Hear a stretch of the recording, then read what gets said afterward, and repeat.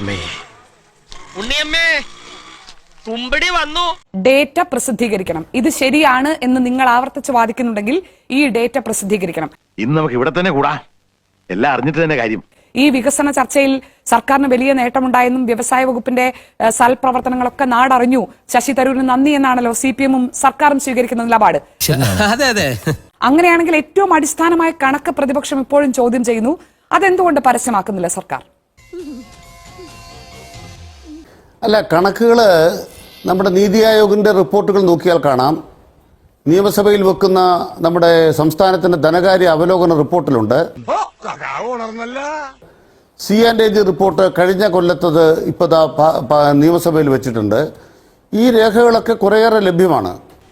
എന്നിട്ട് അതിനനുസരിച്ചുള്ള ഗ്രോത്താണ് ഇപ്പോൾ കാണിച്ചുകൊണ്ടിരിക്കുന്നത്. ഇത്തവണത്തെ സാമ്പത്തിക റിപ്പോർട്ടിലുണ്ട്. ഇനി കേന്ദ്ര സർക്കാരിന്റെ വിഹിതോ ഒരു മാറ്റവും ഇല്ലല്ലോ. ബാലഗോപാലിന്റെ ഫസ്റ്റ് ബഡ്ജറ്റ് 47,000. ഇനി നമ്മുടെ ചോദ്യത്തിലേക്ക് വരൂ ശ്രീ അനിൽകുമാർ. ഡയറ്റയെക്കുറിച്ച് വിശദീകരിക്കാമെന്നാണല്ലോ താങ്കൾ പറഞ്ഞത്. 3,44,859 സംരംഭങ്ങളുടെ പട്ടിക നമുക്ക് എവിടെ നിന്ന് ലഭിക്കും? എങ്ങനെ അത് പരിശോധിക്കാൻ കഴിയും? അതൊന്നും എനിക്കറിയാൻ മേല. ഇങ്ങനെ എന്തെങ്കിലുമൊക്കെ പറയുമ്പോഴേ എന്റെ മനസ്സിനൊരു സന്തോഷം ഉണ്ടാവുള്ളൂ. തരാം. ഇതോടൊന്ന് പറഞ്ഞിട്ട് 2024-25 വെട്ടിക്കുറച്ചു. സ്വന്തം ഇഷ്ടത്തിന് തട്ടിവിടുന്നതാണ്. നാക്കെടുത്താന്നേ പറയൂ. വെട്ടിക്കുറയ്ക്കാൻ കാരണം എന്താണ്? 47,000 കോടി രൂപ 4 കൊല്ലം മുമ്പ് കിട്ടിക്കൊണ്ടിരുന്നത് ഇപ്പൊ കേന്ദ്ര സർക്കാർ 33,000 കോടിയെ തരുന്നുള്ളൂ. ഇതൊരു നടക്ക് പോണ മാതിരില്ല. കേന്ദ്ര വിഹിതം വെട്ടിക്കുറച്ചപ്പോ ഇവിടെ വെട്ടിക്കുറവ് വന്നു. സത്യമാണ്. ഞങ്ങൾ ജനങ്ങളോട് പറയുന്നു, കേന്ദ്ര സർക്കാർ പെടലിക്ക് ചവിട്ടി. ഇതിപ്പം അന്ന് പോലെ പറഞ്ഞുകൊണ്ടിരിക്കുന്ന ആരോ പറഞ്ഞ് പഠിപ്പിച്ചു വിട്ടാൽ മതി. ഞങ്ങൾക്ക് ചില പ്രശ്നങ്ങൾ ഉണ്ടായി. ഇനി അങ്ങ് ചോദിച്ച പ്രധാനപ്പെട്ട ചോദ്യമാണ്, ഇത് പ്രസിദ്ധീകരിക്കാമോ? പ്രധാനപ്പെട്ട ചോദ്യം ഇത് ലഭ്യമാണോ എന്നുള്ളതാണ്. എന്തോ അലമ്പുണ്ടാക്കാൻ വന്നിരിക്കുക. അതെ, കേരളത്തിലെ ഏത് പഞ്ചായത്തിലാണ് ആ പഞ്ചായത്തിലെ ഈ വിവിധ വർഷങ്ങളിൽ ആരംഭിച്ച സ്ഥാപനങ്ങളുടെ പട്ടിക വിവരാവകാശ പ്രകാരം കിട്ടാത്തത്? ആർക്കും ഒളിച്ചു വെക്കേണ്ട കാര്യങ്ങളല്ല. അങ്ങനെ പറയാനാവില്ല. കാരണം ഈ ലക്ഷണമൊത്ത കള്ളത്തെ ഇപ്പോഴും മനോരമ ന്യൂസ് നടത്തിയ പരമ്പരയെ ഇപ്പോഴും എന്തിനാടാ ഇങ്ങനെ ഓരിയിടുന്നത്? മന്ത്രിയും CPM പ്രതിനിധികളൊക്കെ കിട്ടുന്ന അവസരത്തിലൊക്കെ ആക്ഷേപിക്കാൻ ശ്രമിക്കുന്നുണ്ടല്ലോ. അന്ന് മനോരമ പുറത്തു കൊണ്ടുവന്ന ഒരു വാർത്തയും തെറ്റാണെന്ന് പറയാൻ നിങ്ങൾക്ക് പറ്റിയിട്ടില്ല. പറഞ്ഞിട്ടില്ല. മൊത്തത്തിൽ 1 ലക്ഷം എന്ന് പറയുമ്പോൾ ഇതുപോലെ ചിലത് ഉൾപ്പെട്ടു പോയതിനെ പെരുപ്പിച്ച് കാണിക്കുന്നു, പൂട്ടിപ്പോയ സംരംഭങ്ങളുടെ കണക്ക് ചോദിക്കുന്നു എന്നൊക്കെ ആക്ഷേപിക്കുന്നതല്ലാതെ അന്ന് വടി കൊടുത്ത് അടി വാങ്ങുന്ന പരിപാടിയാണല്ലോ ബാബു. പുതുതായി തുടങ്ങാത്ത സംരംഭങ്ങളെ, വർഷങ്ങളായി നടന്നു പോന്നിരുന്ന സംരംഭങ്ങളെ ഉൾപ്പെടുത്തിയിട്ടാണ് ഈ 1 ലക്ഷം സംരംഭം എന്ന കണക്ക് വന്നത് എന്ന കണ്ടെത്തലിനെ അന്ന് ഗണ്ണിക്കാൻ CPM-ന് കഴിഞ്ഞിട്ടില്ല, സർക്കാരിന് കഴിഞ്ഞിട്ടില്ല. അപ്പോൾ അതിനുശേഷം മനോരമ ന്യൂസ് തന്നെ ഓരോ ജില്ലയിലും ഓരോ സ്ഥലത്തും തദ്ദേശ സ്ഥാപനങ്ങളെ ഈ അപേക്ഷയുമായി സമീപിച്ചപ്പോൾ അന്ന് പട്ടിക തയ്യാറായിട്ടില്ല, തയ്യാറാകുമ്പോൾ പിന്നീട് നൽകാം എന്നാണ് പറഞ്ഞത്. അനൌദ്യോഗികമായി നൽകിക്കൊണ്ടിരുന്നവരാകട്ടെ ഒരു തരത്തിലും ഈ പട്ടിക പുറത്തുവിടരുതെന്ന് വ്യവസായ വകുപ്പിന്റെ കർശന നിർദ്ദേശമുണ്ട് എന്നും മനോരമ ന്യൂസിന് മറുപടി നൽകി. അതുകൊണ്ട് ഇപ്പോൾ സുതാര്യമല്ലേ, ഞങ്ങളുടെ കയ്യിൽ ഉണ്ടല്ലോ എന്ന് ചോദിക്കുന്നുണ്ടല്ലോ. എവിടെ നമുക്കത് പരിശോധിക്കാൻ പറ്റും? 3,44,859 സംരംഭങ്ങൾ കഴിഞ്ഞ 3 വർഷത്തിനിടയിൽ കേരളത്തിൽ തുടങ്ങിയിട്ടുണ്ട് എന്ന കണക്കിൽ കേരളത്തിലെ പ്രതിപക്ഷത്തിന് അവിശ്വാസമുണ്ട്. എവിടെ നിന്ന് അത് ശരിയാണോ തെറ്റാണോ എന്ന് നമുക്ക് പരിശോധിക്കാൻ കഴിയും. എന്റെ പൊന്നുവായി എന്നെ കുഴപ്പിക്കരുത്. അതിനാദ്യം ഞാൻ ചലഞ്ച് അത് ഡാഷ്ബോർഡിനെ കുറിച്ച് പറയാം. അത് ഞാൻ വിശദീകരിക്കാം. അതിന് മുന്നേ ഒറ്റ വാക്ക്, ഈ വ്യവസായ വകുപ്പിന്റെ കീഴിലുള്ള പഞ്ചായത്ത്, നിങ്ങളൊരു പഞ്ചായത്ത് കൊണ്ടുപോയി തടയരുത് ഒരു വിവരാവകാശം വെച്ചാൽ നിങ്ങൾക്ക് ആ വിവരം തരുന്നത് തടയാൻ വ്യവസായ വകുപ്പിന് അവകാശമില്ല. ഇല്ലാത്ത കാര്യം പറയരുത്. ലൈസൻസിന്റെ വിവരം നിങ്ങൾ ആ പരമ്പരയ്ക്ക് ശേഷം തെറ്റിദ്ധരിച്ച് പട്ടിക പ്രസിദ്ധീകരിക്കും എന്ന് വ്യവസായ മന്ത്രി പറഞ്ഞതിന്റെ കൂടി അടിസ്ഥാനത്തിലാണ് മനോരമ ന്യൂസ് ഇങ്ങനെ പോയാൽ സംഗതി കുഴയും. പറഞ്ഞതുപോലെ വളരെ നിയമപരമായി തന്നെ വിവരാവകാശ നിയമപ്രകാരം ഓരോ സ്ഥലത്തും പട്ടിക ആവശ്യപ്പെട്ടത്. ക്രോഡീകരിച്ചിട്ടില്ല, കണക്ക് തയ്യാറല്ല എന്ന് പറയുന്നതല്ലാതെ പട്ടികയൊന്നും കിട്ടിയിട്ടില്ല. ശരി, 3 വർഷമായല്ലോ. ഇപ്പോൾ നിങ്ങൾക്ക് തെറ്റ് തിരുത്താനും കൃത്യമായി കണക്കുകൾ രേഖപ്പെടുത്താനും ഒക്കെയുള്ള സമയമുണ്ട്. അങ്ങനെയാണ് ചെയ്തത് എന്നും അവകാശപ്പെടുന്നുണ്ട്. അപ്പോൾ ഈ കണക്ക് നമുക്ക് എവിടെ പരിശോധിക്കാൻ പറ്റും? ഒടുക്കത്തെ തുമ്പലാണെന്ന് നീ മറക്കണ്ട. അവിടെയാണ് ബഹുമാനപ്പെട്ട പി രാജീവ് പത്രസമ്മേളനത്തിൽ പറഞ്ഞത് ഇതാ ഒരു ഡാഷ്ബോർഡ് കാണിക്കാം. വ്യവസായ വകുപ്പിന്റെ ഡാഷ്ബോർഡാണ്. അതിലെ സംരംഭകരുടെ വിവരങ്ങൾ നമ്മൾ ലഭ്യമാക്കില്ല, ഐഡന്റിറ്റി വെളിവാക്കില്ല. അതിന് കാരണം എന്താണ്? ഇത് പബ്ലിക്കായിട്ട് എക്സ്പോസ് ചെയ്ത് കഴിഞ്ഞാൽ ആവേശം കൊണ്ട് ഓരോന്ന് വിളിച്ചു പറഞ്ഞ് തടിയേടാക്കണ്ട, പണിയെടുക്കാതെ ജീവിക്കാൻ നോക്ക്. അതിലെ ഉടമസ്ഥന്മാർ അവരുടെ സ്വകാര്യതയെ ബാധിക്കുന്ന കാര്യമാണ്. വിവിധങ്ങളായ വ്യക്തികൾ അവരുടെ സ്വകാര്യതയ്ക്ക് മേലെ പല താല്പര്യങ്ങളുമായി ഇരച്ചു കയറും. അതുകൊണ്ട് അവർ കൊടുക്കാറില്ല. പക്ഷേ ചോദ്യം ഇതാണ്, നിങ്ങൾക്ക് ഒരു വിവരം അറിയണോ? എന്താ ബഹുമാനപ്പെട്ട മന്ത്രി പറഞ്ഞത്? പറവൂർ മണ്ഡലത്തിലെ ഇന്ന പഞ്ചായത്ത് ഏതെല്ലാം സംരംഭങ്ങൾ ജിയോ ടാഗിങ് ഉണ്ട്. ആ ജിയോ ടാഗിങ് വെച്ചിട്ട് ഏത് സംരംഭമാണ്, ആ സംരംഭത്തിന്റെ ചിത്രം കിട്ടും. അതെവിടെയാണ്, അത് നമ്മൾക്ക് ലൊക്കേഷൻ ഏത് ലഭ്യമാണ്. എന്നിട്ട് ഇത്തരത്തിലേക്ക് ഏത് പഞ്ചായത്തിന്റെ ഏത് വിവരം ആവശ്യമുണ്ടോ അത് ലഭ്യമാക്കാൻ വ്യവസായ വകുപ്പ് തയ്യാറാണെന്ന് 3 ദിവസം മുമ്പ് 4 ദിവസം മുമ്പ് ബഹുമാനപ്പെട്ട മന്ത്രി പത്രസമ്മേളനത്തിൽ പ്രഖ്യാപിച്ചു കഴിഞ്ഞു.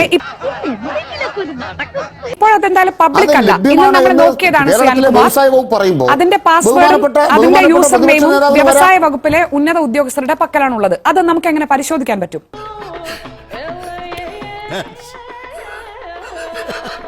ജനങ്ങൾക്ക് അല്ലെങ്കിൽ ഈ സംശയമുള്ള പ്രതിപക്ഷ നേതാക്കൾക്ക് എങ്ങനെ അത് പരിശോധിക്കാൻ? നിങ്ങൾക്ക് പരിശോധിക്കേണ്ടവർക്ക് അപേക്ഷ കൊടുക്കൂ, പരിശോധിക്കാൻ അപേക്ഷ കൊടുക്കൂ, കിട്ടുമല്ലോ. എന്തോന്നാടോ ഇത്? എവിടെ നിന്ന് കിട്ടിയോടോ ഈ ഉണ്ടാക്കണേ? മന്ത്രി എന്താ വ്യക്തമാക്കിയത്? അത് സ്വകാര്യതയുള്ള കാര്യമാണ്. സർക്കാരിന്റെ അടുത്ത് നിയമാനുസരണം അപേക്ഷ കിട്ടിയാൽ പരിശോധിക്കാൻ അവസരം കൊടുക്കും. അപ്പോൾ ജിയോ ടാഗിംഗ് വഴി കണ്ടുപിടിക്കാനാകുന്നത് സ്വകാര്യതയെ ബാധിക്കില്ലേ? ഫോൺ നമ്പർ സഹിതം പുറത്തുപോയി. ജിയോ ടാഗിംഗ് വഴി കണ്ടുപിടിക്കാനാകുന്നത് സ്വകാര്യതയെ ബാധിക്കില്ലേ? അപ്പോഴും ആരാണെന്ന് കണ്ടുപിടിക്കാൻ പറ്റുന്നത്?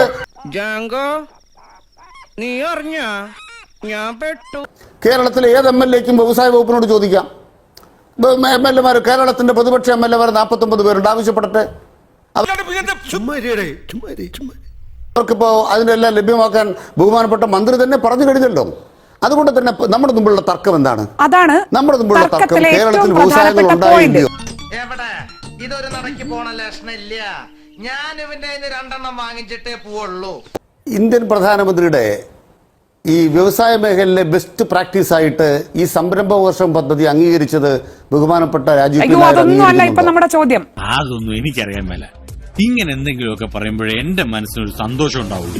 ഞാൻ എന്റെ സന്തോഷം നോക്കിയാ പോരെ. നമ്മൾ വളരെ സ്പെസിഫിക് ആയ ഒരു പോയിന്റിൽ നിൽക്കുകയാണ്. ഈ 3,44,889 സംരംഭങ്ങൾ എന്ന പോയിന്റിൽ നിൽക്കുകയാണ്. ഞാൻ പറയട്ടെ, ആ പോയിന്റ് തെളിയിച്ചിട്ട് നമുക്ക് പുതിയ പോയിന്റ് എടുത്താൽ പോരെ?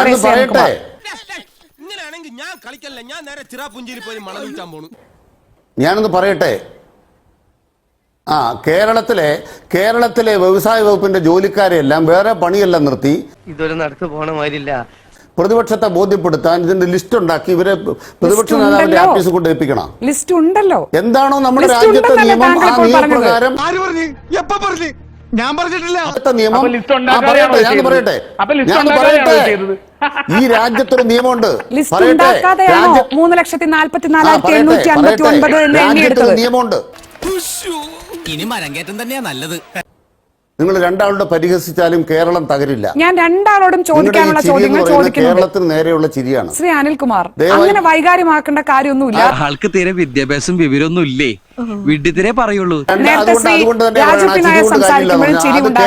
താങ്കൾ സംസാരിക്കുമ്പോൾ ഞാൻ പറയാം ഈ വേണ്ടാത്ത കാര്യങ്ങൾ പറയല്ലേ. ഇതൊക്കെ ബിജെപിക്കാരുടെ പഴയ നമ്പറല്ലേ? ഇന്ത്യയെ കുറിച്ച് ചോദ്യം ചോദിച്ചാൽ ഉടനെ ഇന്ത്യ വിരുദ്ധരാണ്, ദേശവിരുദ്ധരാണ്, രാജ്യവിരുദ്ധരാണ് എന്നൊക്കെ പറയുന്നത്. അതൊക്കെ നമുക്ക് വേണോ?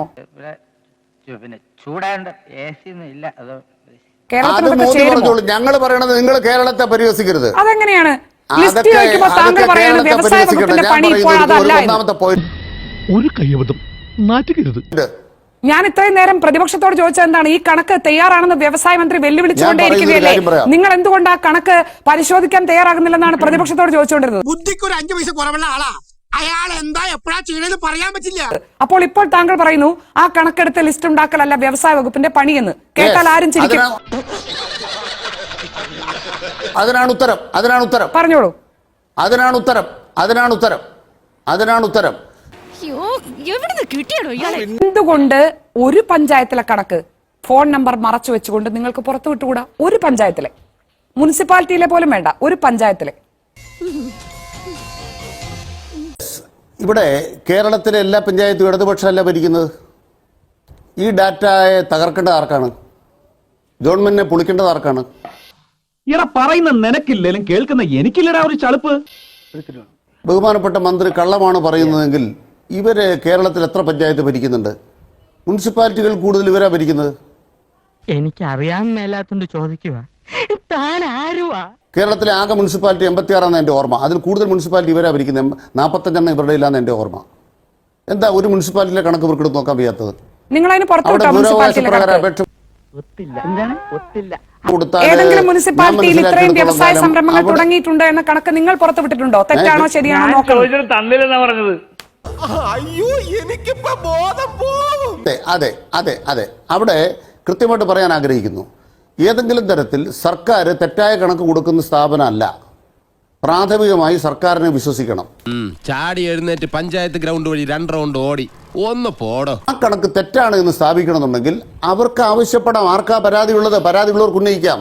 ഇതിലൂടെ ഇവരെന്താ സ്ഥാപിക്കാൻ ശ്രമിക്കുന്നത്? ഉന്നയിച്ചവരുടെ കാര്യമല്ലേ ശ്രീ അനിൽകുമാർ നേരത്തെ ഞാൻ താങ്കളോട് പറഞ്ഞത്? ചർച്ചയിൽ ബഹുമാനപ്പെട്ട കോൺഗ്രസ് പ്രതിനിധി പറയുന്നത് ഞാൻ ഞെട്ടിപ്പോയി. ഇന്ത്യ രാജ്യത്തിന്റെ നീതി ആയോഗ് കള്ളക്കണക്കാ പറയുന്നത്. പിന്നെ ആരെയാ നമ്മൾ വിശ്വസിക്കേണ്ടത്? അല്ല, നിങ്ങളും പറയാറില്ലേ ഇന്ത്യ രാജ്യത്തിന്റെ നീതി ആയോഗ് ആരെക്കുറിച്ച് കള്ളക്കണക്ക് പറയുന്നത്? നീതി ആയോഗിനെ കേരളത്തിലെ CPM ഞങ്ങൾ കള്ളക്കണക്ക് പറയില്ല. ഞങ്ങള് നീതി ആയോഗ് സുതാര്യമായും വളരെ സ്വതന്ത്രമായുമാണ് അയ്യോ, CPM ന്റെ മാനദണ്ഡങ്ങളും വിശ്വാസ കണക്കുകളും പ്രശ്നമല്ല. തയ്യാറാക്കുന്നത് എന്ന നിലപാട് CPM-നുണ്ടോ? വല്ലാത്ത തലവേദന. ഞാനൊന്ന് കിടക്കട്ടെ. തൽക്കാലം ഇത്രയും മതി. വരട്ടെ.